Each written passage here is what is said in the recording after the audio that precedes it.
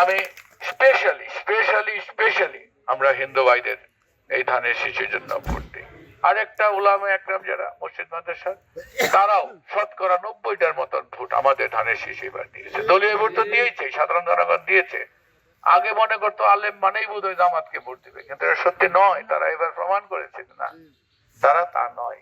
যাহা সাক্কা আলেম যারা, তারা সবাই আমাদের পক্ষে রয়েছে, আমাদের দেশটি বেগম খালেদা জিয়ার পক্ষে রয়েছে, ধানের শীষের পক্ষে ছিল। আমার সর্বস্তরে ব্যবসায়ী বৃন্দ সহ সর্বস্তরের নাগরিক, শ্রমিক, ভাই বোন সকল ঐক্যবদ্ধভাবে এবার ধানের শীষের পক্ষে ছিল। আমরা কোনো জায়গায় একটু খারাপ হয়েছে, এটা কোনো মুখ্য বিষয় নয়। যেখানে একটু খারাপ হয়েছে সেই ভোটও কিন্তু টোটাল ভোটের সাথে যোগী হয়েছে। আমরা 2,10,000 ভোট পেয়েছি, আলহামদুলিল্লাহ।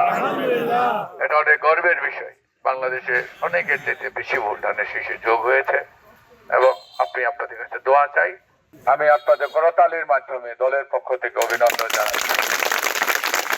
আমি বলেছিলাম 12 তারিখ পর্যন্ত দেখে রাখবেন আপনারা ধানের শীষকে। 13 তারিখ থেকে আমি উপরে আল্লাহ সুখে দুঃখে আমি আপনাদের পাশে থাকবো। আপনারা আমাদের পাশে ছিলেন 90 দিন, দিন রাত পরিশ্রম করেছেন। আজকে আবার মেয়রের বাড়িতে কষ্ট করে যাইবেন, এটা আমি খুব একটা না করে আমি বলেছি আমি যাবো, যেহেতু কাশিমপুর যাওয়ার সময় দেখা করে যাব। 4 নম্বরে দেখা করে আসলাম, আপনার সাথে দেখা করে গেলাম। আমি বলেছি ঘুরে ঘুরে 5 বছর ভালোবাসার ফেরিওয়ালা হয়ে আমি আপনাদের পাশে থাকবো ইনশাল্লাহ। আমি আপনারা যে ভোট দিয়েছেন বা যে দেননি এই কথাটা আমরা ভুলে যেতে চাই। আমরা সুন্দর একটা গাজীপুরে এক করতে চাই। আপনারা দয়া করে প্রতিপক্ষ কারোর প্রতি কোনো খারাপ আচরণ, কথাবার্তা, বকাবাজি, প্রেশার কেট কিছুই করবেন না। আমি রাজনীতি করি না। আল্লাহ যা ফায়সাল্লাহ দেয় সেটাই সবচেয়ে বড় ফায়সাল্লাহ। আল্লাহ ফায়সাল্লাহ দিয়েছেন তারেক রহমান সাহেব বাংলাদেশের প্রধানমন্ত্রী হবেন। আল্লাহ ফায়সাল্লাহ দিয়েছেন 35 বছর পর গাজীপুর এক আসনে ধানের শীষ বিজয়ী হবে, হয়েছে, ঠিক কিনা বলেন? আল্লাহর ফায়সাল্লাহ চূড়ান্ত। আমরা এই ফায়সাল্লাহকে মেনে নিয়ে আমরা ঐক্যবদ্ধ থাকব।